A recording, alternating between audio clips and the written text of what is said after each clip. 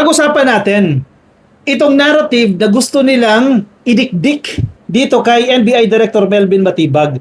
Pinapalabas nila na dapat si Director Melvin Matibag hindi po siya testigo kasi wala siyang personal knowledge doon po sa krimen na ginawa ni Sara Duterte. Kesyo, mga sabi-sabi lang daw o chismis. Yun ang kanilang pinapalabas yung alam ni Matibag. Nagkakamali po kayo dyan. Hindi chismis. Yung mga pinagsasabi ni Matibag, yun po ay findings. Again, yung sinasabi ni Matibag, findings po yan sa mga investigasyon na isinagawa po ng National Bureau of Investigation. Again, ulitin ko para pumasok sa isip po ninyo.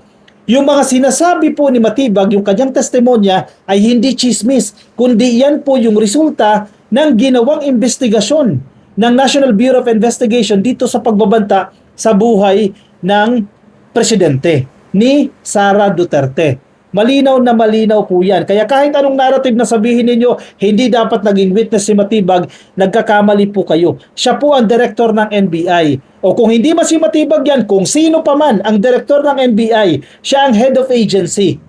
May karapatan siya at dapat siyang tumistigo dito sa impeachment trial ni Sara Duterte. Hindi nyo na malilin lang ang taong bayan. Si Matibag, napakahusay na abogado, napakahusay na NBI director, kaya kahit paikot-ikutin ninyo yan, hindi ninyo matitibag yan.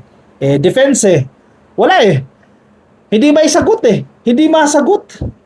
Hindi mapasinungalingan itong pagbabanta ni Sara Duterte. Kaya ang ginagawa nila, sige, technicalities, sige, kung ano-ano na lang masingit, kesyo mataas daw yung rating ni Sara Duterte, ano yun, ma-absuelto siya dahil mataas yung kanyang rating. Hindi ganun yan. Nagkasala siya, kinakailangan may presenta yung ebidensya. Kung hindi talaga siya nagkasala, kung mapapatunayan ninyo na inosente si Sara Duterte dyan, di gawin ninyo, hindi yung puro hanap kayo ng technicalities at mga procedural lapses. Ikaw, ano sa tingin mo? I-comment dyan sa comment section.